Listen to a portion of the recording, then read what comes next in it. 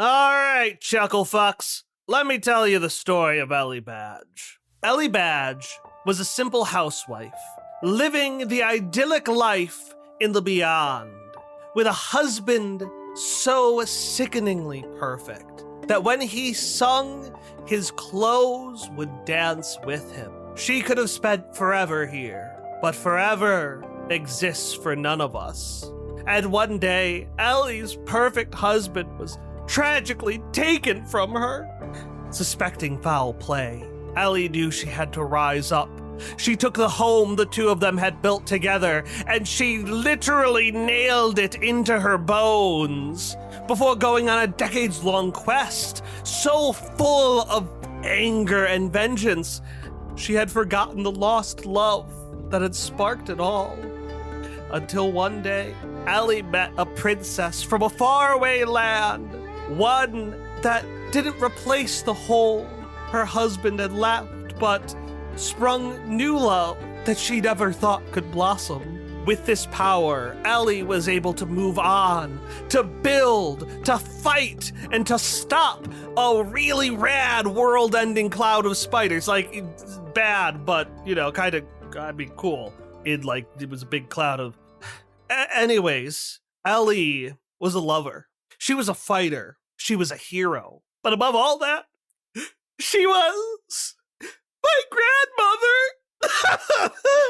The brunette teenage girl who had been so boisterously presenting on her makeshift stage suddenly broke down in tears. With one hand, she reached to her massive blue cloak and dragged it across the body, and with her left, she took the matching top hat and covered her face so that no one could see her tears. Because, that's right, I am whatever you would call an orphan for grandparents.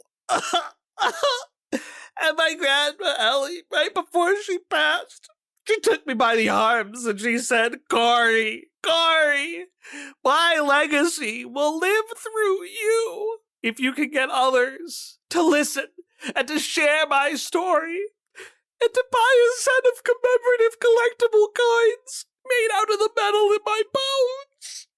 And with a whoosh, the girl, who was still collapsed on stage, whipped open her cloak, and inside was a selection of perfectly arranged small silver coins, labeled the commemorative Ellie Badge. They're very affordable.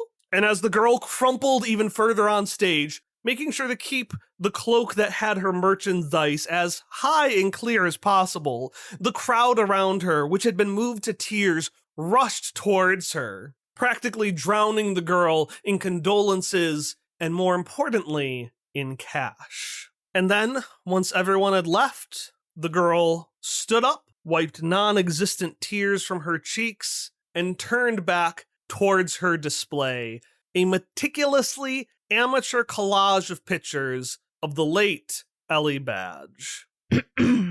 At the sound of a very familiar throat clearing, the girl stood up straight, and not turning around to the voice said, I'm sorry, we're all out of product today. Corey? Upon hearing her name, Corey stood up just a little bit straighter, and her pupils got a little bit smaller. I don't know anyone by that name, sir, she said, waving her hand, trying to make the voice leave as if she were brushing off a fly by her. But the voice grew only louder and sterner. Coriander Scotch. And finally, after an eternity of standing still, Corey slowly turned around. Oh, hey, Dad? In front of her stood a middle-aged man, dressed in aggressive cowboy attire, but wearing a face that was more of a beleaguered father. Corey, you can't keep telling people Grandma Ellie is dead. I don't know what you're talking about, Dad. Corey lied, her hand pawing behind her to tear down the Rest in Peace Ellie Badge display. Corey's father let out a deep sigh, before gingerly taking down the last photo that Corey had failed to pull down. Corey, you have 2 grandmothers, and they're both fine. Corey defiantly stared at her father, took the photo that he had taken down, put it back up, and then took it down herself before saying, well, do you know where they are right now? No, I don't, Corey, because Grandma Ellie and Ray said they couldn't make your sister's boost ball game, so they're off doing something. But you said you would be there, and you're here, which isn't there. Ah, I see. Corey placed a downcast look on her face. So she's missing then. And if she's missing, she might as well be dead. See, you agree with me. No, I've just heard this excuse so many times I can repeat it word for word. Corey's father let out another sigh, although this one was filled with more sadness than frustration. Corey, it's your sister's last boost ball game before regionals. Don't you want to be there for them?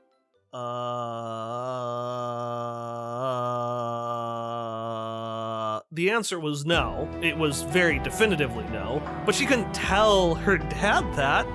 No, Corey had to think of a different way to tactfully retreat from the situation. I don't wanna feel, tell me was it worth it, 'cause I don't give a damn. I don't wanna feel, tell me that I'm perfect, just the way I am. Well, so the thing is, I would love to go. I really would, but Corey stepped back, desperately grabbing for straws, both with her voice and with the flailing arm placed behind her back. And then she felt it. A piece of merch so shoddily built that Corey was surprised it didn't disintegrate at her mere touch. The commemorative Ellie badge folding chair. Corey... Breakaway chair distraction attack! With a loud clunk, Corey slammed the metal folding chair onto her father's head. Unfortunately, the chair was built slightly better than she expected, only suffering a minor dent as it collided with her guardian's skull. Ow! Ow! Ta-da! You see, clearly through this great example, we only have the best quality merch here. Corey tapped the side of the folding chair, which now decided to crumple into a dozen pieces. Before she could even attempt to refine this disaster into golden bullshit, Corey's father met her eyes in a wordless gaze. It was time to run. Well, it's been fun, but I really gotta talk to you later. Love you, bye! With only a plume of dust in her wake, Corey was gone. Corey! Corey! That girl can pack a punch. She certainly learned her strength from her mother.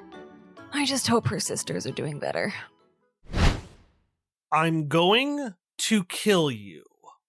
Underneath the shining lights, roaring crowd, and boisterous announcer of the new Ledia pre-regionals boost ball finals, a girl who looked very similar in body but not in anything else to Corey, cut through the distractions as she stared at her opponent with dagger-like eyes. Her opponent, an attractive young man no older than 18 and no taller than 4'5", responded to his opponent's threat with a smile that reflected the shine of the lights onto his bronze skin. Oh, I'm sure you'd like that, Argyle. The girl's eyes sharpened, a literal glint shining off of them. Okay.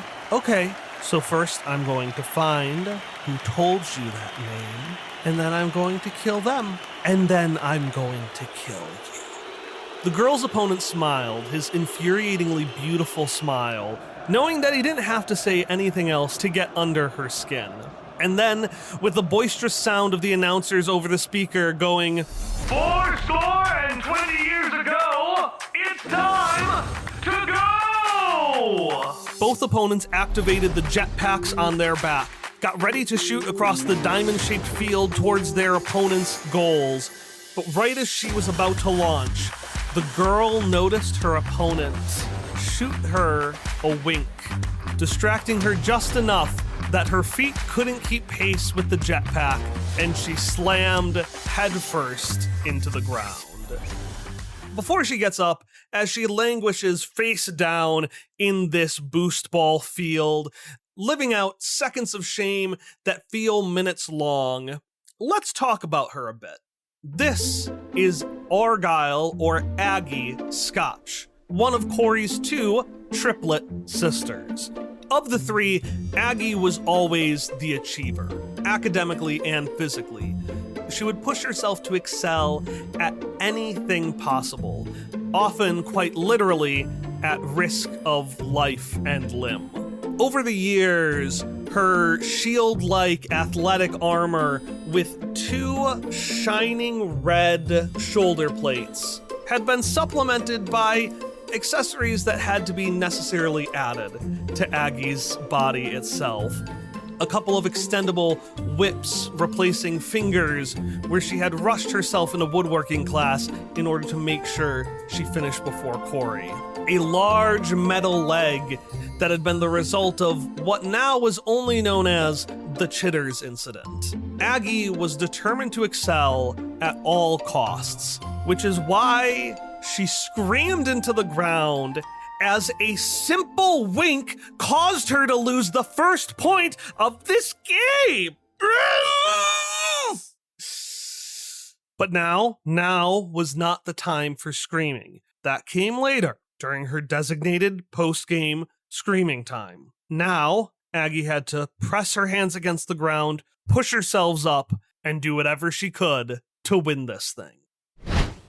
To the side of the boost ball field, in the pit where one of the team's players and coaches sat, a young woman elegantly yet casually sat with her hands placed on crossed legs. She was so composed that the only way you could even tell she was breathing was by the way the large ball of pink hair emerging from her head gracefully flowed up and down like a cloud on a calm day. Her lips elegantly kissed the air, blowing perfectly spherical bubbles of gum, which, when coupled with the colorful lights of New Ledia, cast a rainbow across her perfectly smooth skin. This was no girl. This was a statue come to life. This was Galatea. Marigold! Huh? From across the other side of the field, Mari Scotch's cloudy, love-struck vision shot back into clear focus as she sat up straight, dropping the pile of binders on her lap to the ground in a clatter. Will you finally hear me? Good, because I can't believe I had to use your full name. Never make me do that again. Of course, Mr. Coach Ness, sir. With considerable strain, Mari peeled her eyes away from her and turned towards a small robot with light bulb eyes, tube arms, and as much determination as could fit in a small square body no larger than a few feet. This was Ness, Aggie's boost ball coach since way back when she was smaller than him. Ness was perched with both hands on a chair, using it both as support and, if necessary, an impromptu projectile towards the other team's coach. He leaned over Mari, getting so close that she could feel the heat emanating off of his glinting eyeballs. So is it illegal? It's legal? It's legal! Before Mari could even take a breath, Ness turned towards the opposing team's coach, which was the torso of a skeleton resting atop a wooden box. The skeleton did not reply. After a moment of waiting in silence, Galatea popped the gum bubble she had spent the last few minutes working on, sauntered over to the skeleton, and dropped a coin into the slot in the wooden box. The skeleton rattled to life and dropped its skull forward, revealing that the top half of the skull had been cut off. And in the inky void where the inside of the skull should be, a few words eventually made their way to the surface, like the text rising to the top of a magic 8-ball. Fortune unclear. Ask again later. Coach Ness threw the chair he was perched on to the ground. Damn, he's good. So have you figured out how to make it legal yet? I'm working on it. Mari took in a big gulp and turned towards the boost ball field, hoping that it at least could give her some context, while Coach Ness continued to argue with the opposing team's Magic 8 skull. And what she saw was not the ugliest sight she had seen, but not the best either. A solid 10 on a 20-sided dice. Aggie was racing across the field, carried not by her jetpack, but by a swarm of bees. Most of her opponents and teammates had fled the swarm in fear, but one opponent remained. His gaudy, glistening smile only widened by the sores the stinging bees were giving him. Mari finally noticed the pile of binders, books, and paper at her feet, and she tried cleaning them up. Unfortunately, with a 4, the bees had gotten there first, and Mari was so flustered, she didn't even notice she was shooing the insects away until they started stinging her hands. Oh! With a tiny yelp, Mari pulled back her hand, which was already swelling to twice its size from the stings. There was no way she would be able to look up the actual boost ball rules now. Mari had to... She had to wing it. Or she could just die. I mean, that's a valid option too. Honestly, a preferable option to... Mari heard small sounds of reassurance from the animal on her shoulder. A round, raccoon-like feature with multicolored quills running along its fur and tail, and just the tiniest little hands. Mari pressed her hand and head against the animal, taking a few calming breaths with it. Thanks, Gubbins. You don't happen to know if using a cipher full of bees is legal in Boost Ball, do you? Gubbins made a few excited squeaks before dropping a piece of paper he had retrieved from the pile. Mari excitedly took it, scanning this blessed scroll for the answer she needed. And the text said, "Solving love is like solving murder. An investigation into romance by Inspector Cecilos."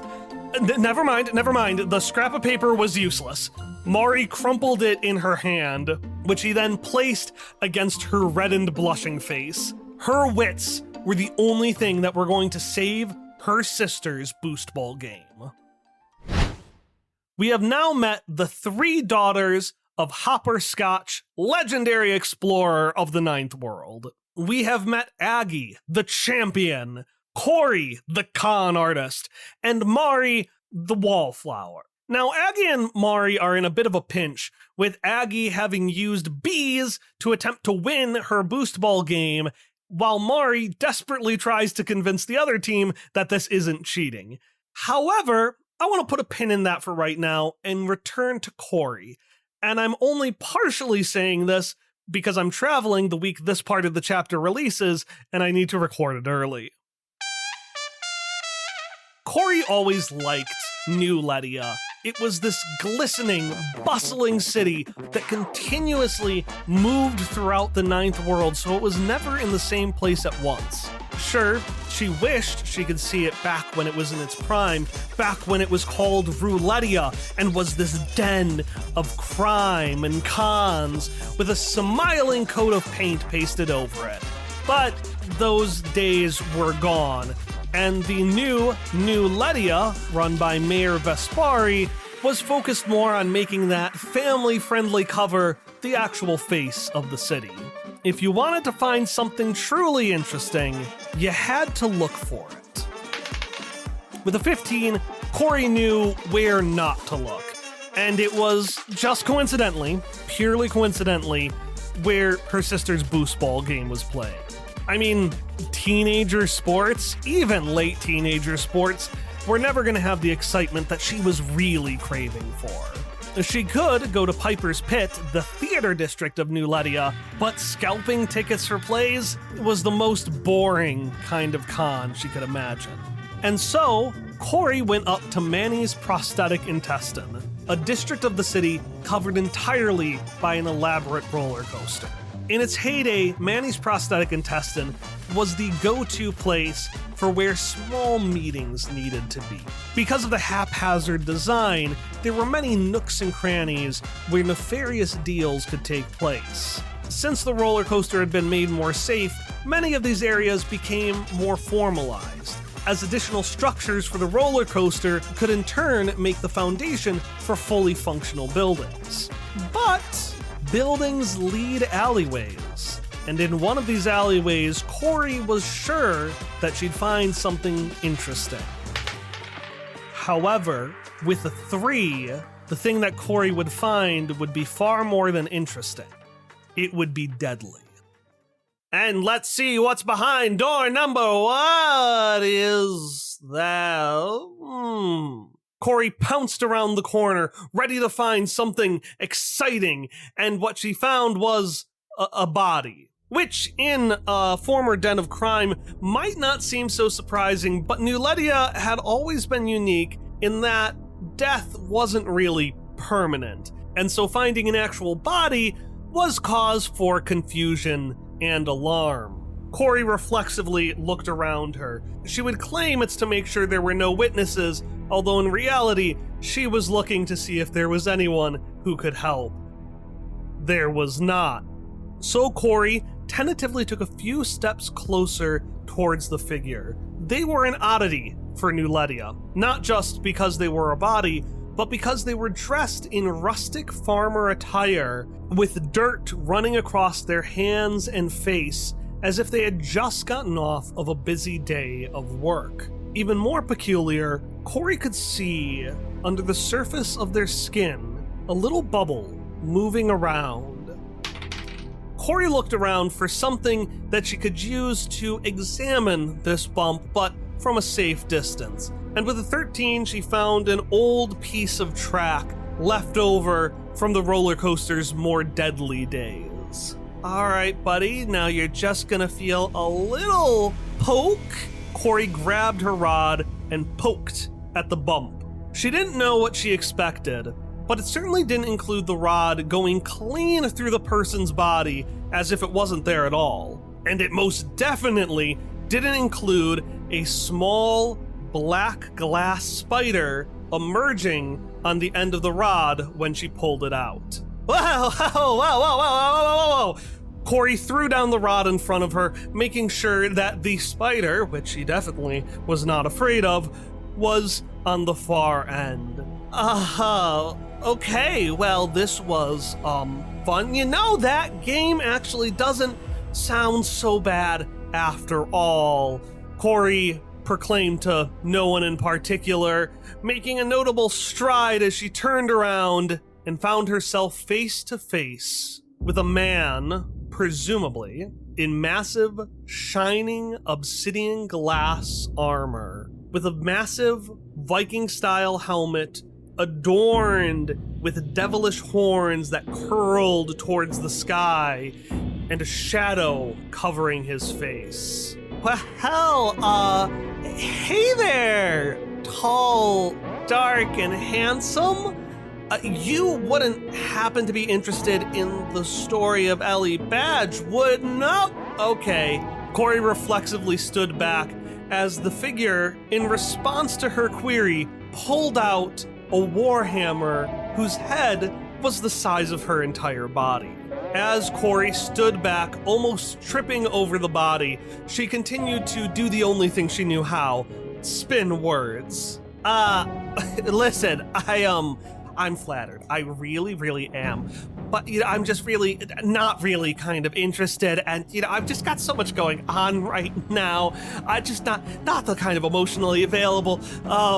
Corey's ramblings were cut off again as the figure slammed the hammer down on her. Pretty poorly, honestly. I'm over here, right? Corey was relieved for a second. The figure slammed the hammer down feet away from her, and if it was this bad at its aim, then, well, it wasn't this bad at its aim, because Corey saw, as the warhammer lifted up, that it wasn't aiming for her at all, but instead at the small black glass spider, which, absorbed itself into the head of the Warhammer, making its mass grow just a little bit bigger. Oh, your aim is very good then. Well, this has been fun, but it was time for Corey to run. Colors streaked past Corey's eyes, forming a nauseating kaleidoscope tunnel as she frantically ran through the streets of New Ledia. She occasionally looked behind her to see if the pursuer was still in pursuit, but the process of turning back and forth simply nauseated her more.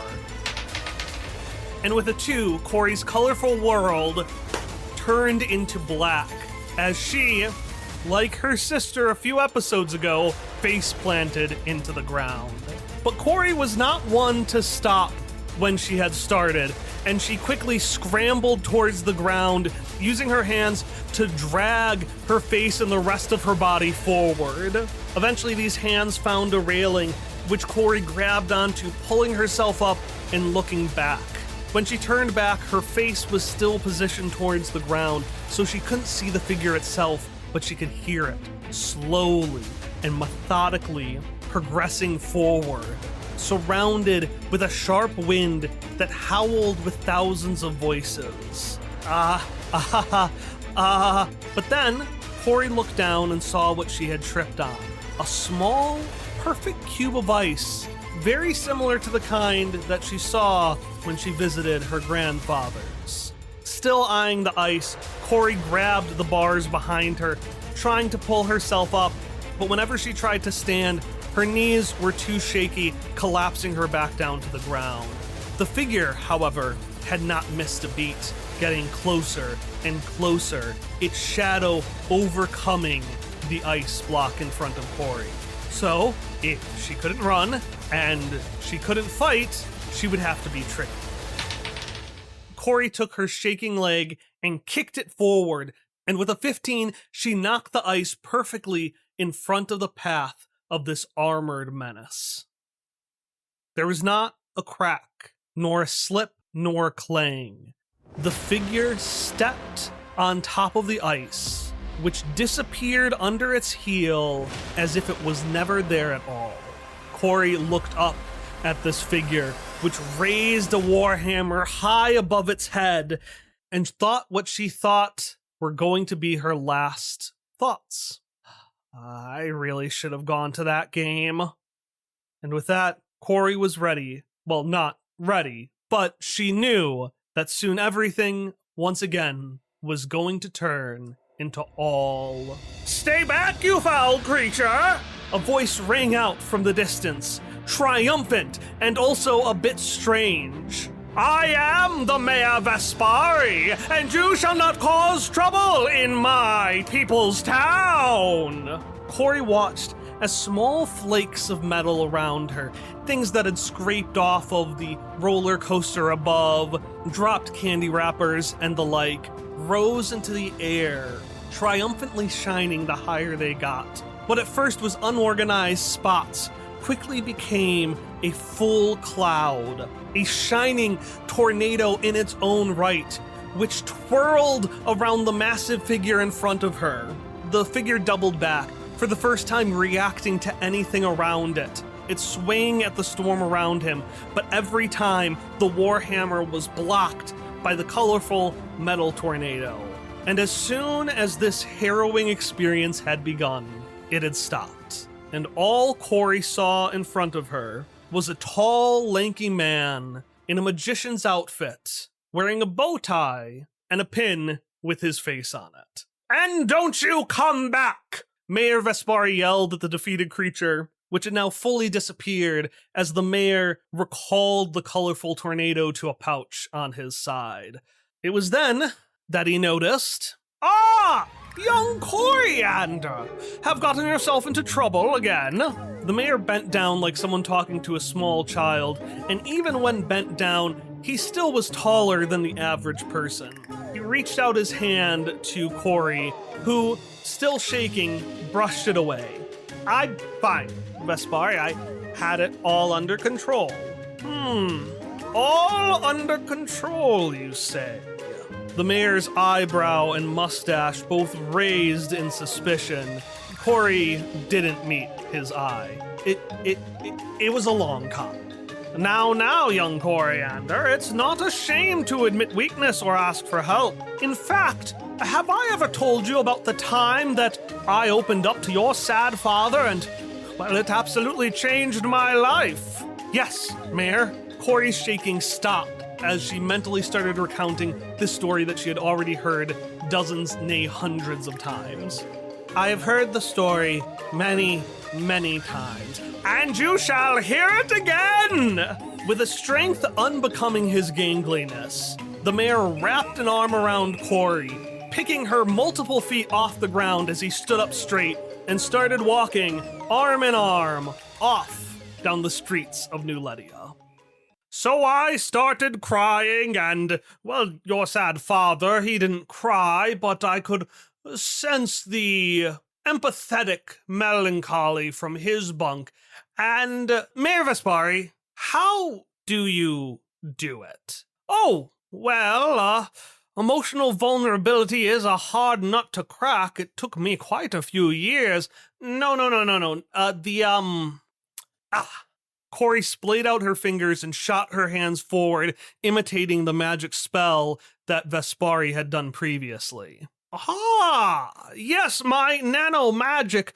Well, surely your Nini and uncle must have told you about that. Corey thought back. She had asked her Nini Misha and Uncle Shock a few times how they engaged in magic, but every time the two of them would simply make loving, amorous eyes at each other that, to be frank, made Corey deeply uncomfortable. I'd just like to hear from an expert. Well, Mayor Vespari began to explain. The exact way a nano manifests their magical abilities really varies from person to person. For one like myself, I make extravagant flowing motions evocative of the spell itself. He moved his arms, which bent in a smooth, perfectly curving wave-like fashion, one that would be impossible for anyone else. Whereas my sibling Eeg, well, their fiery spells come from an emotional core, typically one of excitement. Okay, Corey hesitantly said, trying and failing to move her arm like Vespari's, knowing that the emotional component wasn't even worth trying. But the one thing all of us nanos have in common is a patron. Oh, what? You just convinced some old rich sap to give you the shins? Or no, not a financial patron. More of a... Life is not just what you see, young Coriander. A great many years ago, two great heroes spread an immeasurable amount of knowledge throughout our atmosphere itself. This knowledge is always around us. We breathe it in with every breath, and we feel it in the breeze on our skin. And so we called it the datasphere. And inside the datasphere was a unique kind of life, one that was not physical nor robotic, but instead of the datasphere itself. And we call that... Mayor Vespari motioned out his hand, waiting for an answer from Corey. Mayor, I don't know. You're telling me for the first time. Stratic life! Or strata. Very good, young Coriander. Now, strata can normally not interact with our regular world. However, if a strata makes a connection with a machine or biological creature here on the physical realm, it can manifest amazing, incredible powers that normally it would not be able to present in our physical realm. Which is why it perplexes me, young Coriander, that you just so happen to stumble across a strata of your own. What? Corey was ready to lie, but for the first time, she genuinely had no idea what the mayor was talking about. Vespari, I don't know what you're talking about. I didn't grab anything.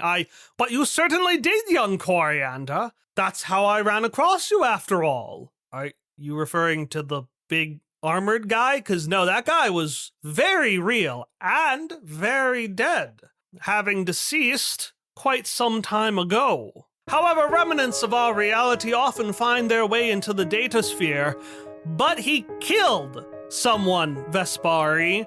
Corey grew frustrated, partially at Vespari, who didn't seem to be talking sense, but mostly at herself, who was quaking in fear from something that apparently didn't ever exist. Ah, yes, the victim. Another memory of that whole horrid affair. Alright, so you're just saying they both were Strata? Corey raised her eyebrows in skepticism that the mayor did not notice, for he slapped her on the back and said, "Excellent deduction as always, young Coriander. Yes, we had not one but two strata in our physical realm, which is quite concerning." The mayor started to stroke his chin, which warped and bent like a goatee, despite being hairless. I'm afraid I'll have to stick around quite a while longer to figure that out. Young Coriander, in a few months you and your sister shall be leaving your parents' nest, shall you not? Yes? And unlike your sisters, you're off on a journey of self-discovery, are you not? If you're referring to me just going where I want, then yeah. Excellent! With a thunk, Corey's hands fell to the ground as Vespari dropped a massive, unknown artifact into her hands. This was an item known as a cipher, a powerful artifact from the previous worlds that people just kind of stumbled upon and used however they thought it might work. And because of the less efficient use, ciphers often broke after a single use. And now that Corey has it, you, as the listener, will be able to decide what it is and use it whenever you'd like. Vespari explained to Corey, "I found this interesting item in the trash the other day, and it reminded me of my dear, sweet sibling Ig. I hope to deliver it myself, but unfortunately, I have this new issue to attend to, so if you happen to be around the kingdom of Anquan, could you drop that off for me?" Corey, struggling to lift up the item, just let out, "Yeah, sure. Excellent, excellent. I initially asked your sister Marigold, of course, but she did not respond to my query." With an abrupt thump, Corey dropped the item back to the ground. "What the fuck you asked Mari for?" Excuse me? Why?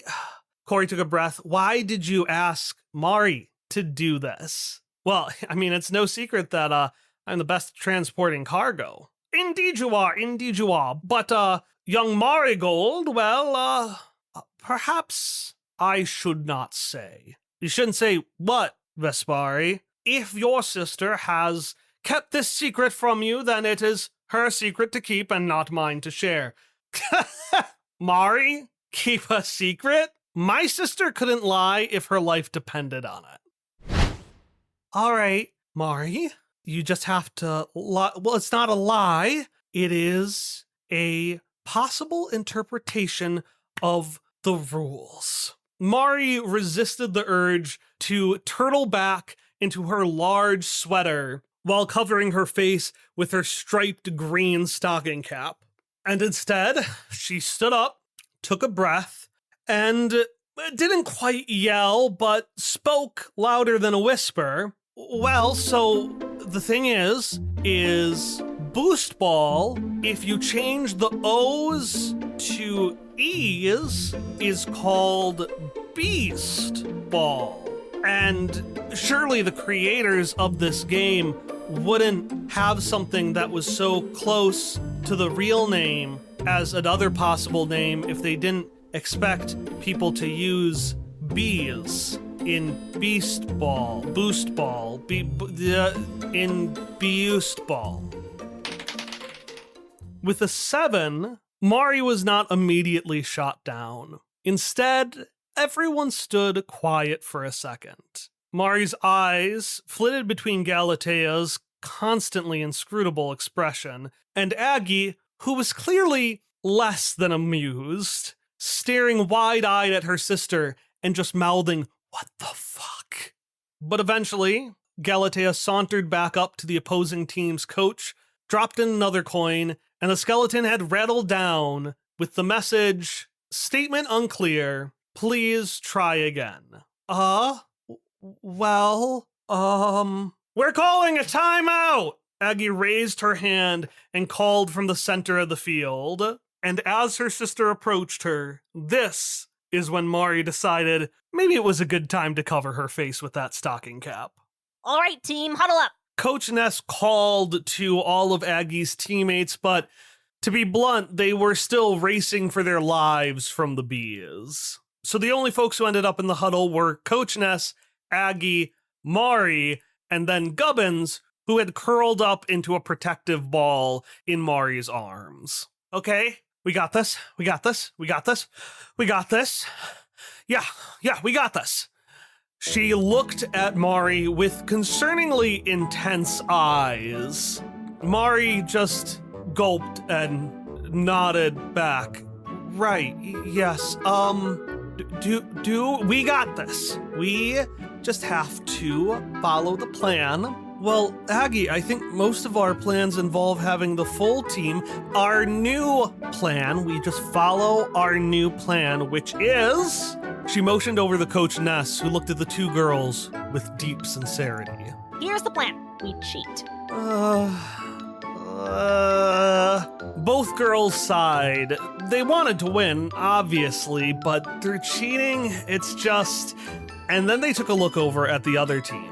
Most of the other teammates were frantically running around the field, making it so that their team's huddle was comprised of the coach skeleton, Galatea, who was assertively yet casually resting against the wall, and her other teammate, the handsome bronze boy named Apollo, who was also casually leaning against the wall, but in a way that was much more competitive and intentional. Timeouts aren't the kind of thing you can win or lose at, yet somehow they were still winning it, and Apollo knew it, turning over to Aggie and giving her another wink, which turned the girl a heated red as she turned over to Coach Ness and said, "Let's do it. Let's crush them." The plan was simple. Well, it wasn't actually simple, but you always got to start these things by saying the plan is simple, even when it's really convoluted, which it always is. Because of all the chaos caused by the bees, they were down to the wire at the end of the match, which meant a kickoff. Apollo would have 3 chances to try to score against Aggie. If he did it, he'd win. If he didn't, she, and by extension the rest of the team, would win. Aggie was confident she could beat Apollo anyway, but just to be safe, the 3 of them agreed, or more accurately, Ness and Aggie agreed and pulled Mari along with them, to have Gubbins roll out onto the field on accident. You couldn't hear it, but there were air quotes there. Once he was out there, Mari would panic, pick up her companion animal, and use him as an excuse to swap out the boost ball with a second corked boost ball. They would then claim the other team did it to make Apollo's kicks easier, and yeah, they win if they win, and they win if they lose. It was a simple plan. One that with a collective 14 would go off almost without a hitch. Hopperscotch has been through a lot. There's a thing in comic books where sometimes when a detail gets referenced, there'll be a little box telling you what issue of the comic or even another comic that detail originated from. If I made one of those boxes for the statement, Hopperscotch has been through a lot, it would reference Quest Friends Flashback Future episode 1 through 82, starting at 12 years old where he had to solve his father's not murder, leading all the way up to living through a repetition of his worst nightmares over and over.